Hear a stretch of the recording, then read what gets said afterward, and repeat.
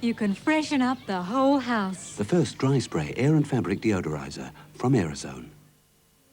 Bangladesh is a small country, but a country of terrible records. It may have set yet another this week, with latest reports putting the death toll from a cyclone and resultant tidal wave as high as 10,000.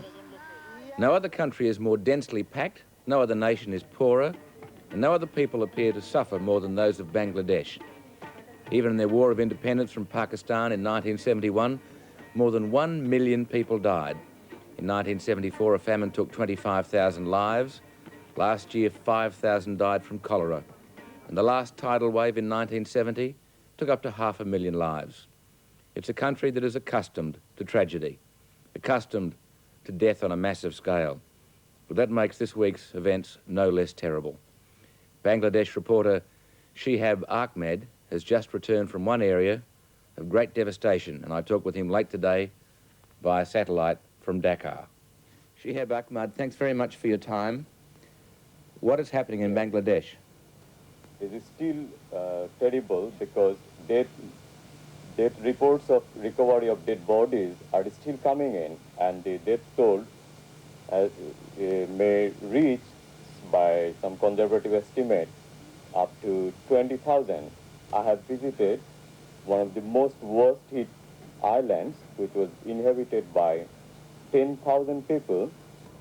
While talking to the local people, it appeared that out of 10,000 estimated people, only about 3,000 have survived the catastrophe. Well, you've seen an incredible devastation. Yes. Can you give us an idea of what you saw? There were only 2 concrete structures on that island belonging to the government. Only those 2 buildings have remained erect, and rest of the dwellings have been washed away. What was happening with the survivors? They were all asking for water first. They were not bothering about food, but water, because saline water brought in by the storm surges had inundated the whole area, including the ponds, which provides the water. But the biggest problem remained that these people are living absolutely under open sky. They have no shelter. Mr. Ahmed, why were those people living there when it is clearly so dangerous to be on those very shallow islands? The pressure of population drove these people to go there and settle, despite the presence of dangers.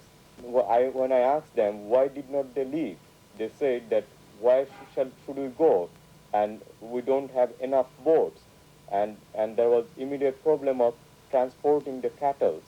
So they prefer to stay back and see, hoping for that the cyclone would not touch them. So your country now obviously needs a lot of assistance from other countries, a lot of financial assistance.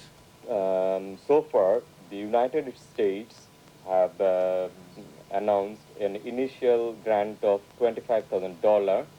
The United Kingdom, Britain have announced 50,000 sterling aid, and West German Red Cross have announced $100,000 initial aid.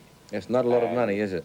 That's not enough, because the problem that is facing these people is their rehabilitation needs.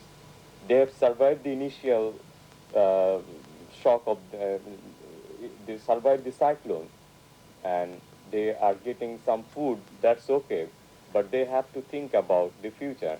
Well, I certainly hope the help you've given us with your interview will encourage Australians to send some funds to the Red Cross to help the people in your country who are in need. Thank you very much for talking with us. Okay. In Dakar, Bangladesh, Mr. Shihab Ahmed from the Bangladesh Times, and we'll be back with more in just a moment.